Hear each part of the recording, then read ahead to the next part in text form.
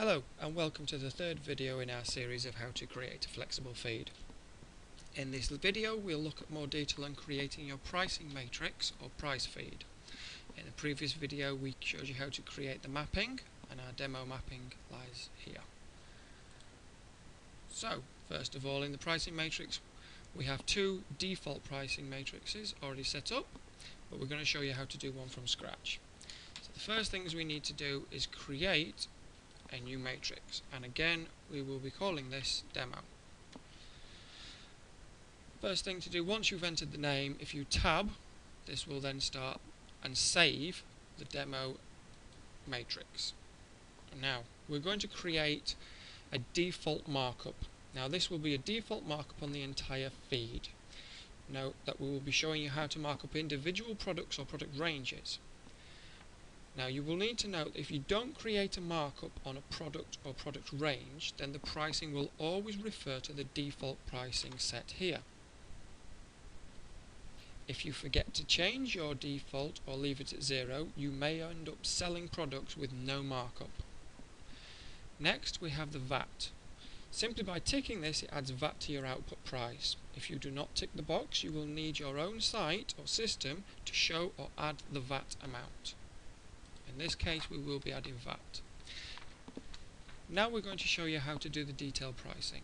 Simply click the box and it brings up a list of all the menu IDs from the target components website. From here you can decide which particular products you want in your feed or to remove. In this case we're going to remove software. This will mean that no software will show in the feed. I also want to remove server software, cleaning products and DAB radios. Everything else we will take in the feed. Now you will be able to default or set an overriding markup on each of these categories.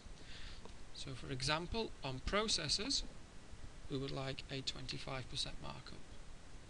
On hard drives we would like an 18% markup. Now in motherboards and graphics we're going to look at this in a little bit more detail.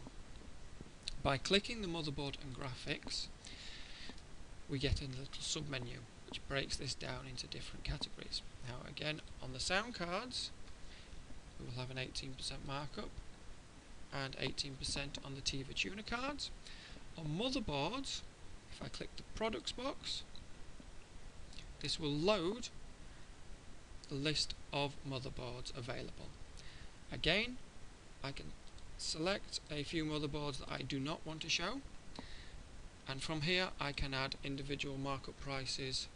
10% on this one, 10% on this one, and 10% on this one, and as you move it will automatically adjust the sell price.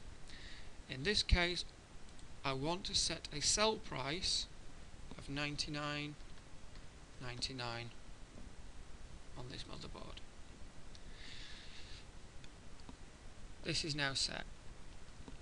If you scroll down to the bottom, while doing the individual lines you will need to save. So here we'll click the save button and we can scroll back to the top, and that's now saved the changes. While changing in the components lists there is no save button, it will automatically save for you.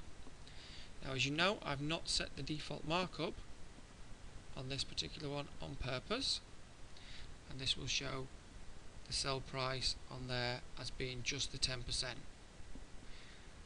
Everything else will come out at cost, and then the sell price is identical to the cost. If I now come back up to the default markup and add 20%, tab, you will now see that the price has gone up. So this one has now had a 20% default markup added to it, as I've not put anything in the box. Once finished you can click back to menu and you will find your default markup and your demo matrix now available to edit, delete or disable. Thank you for joining us for this third in the series of how-tos, and in the final video we will show you how to create your output and finish the feed off.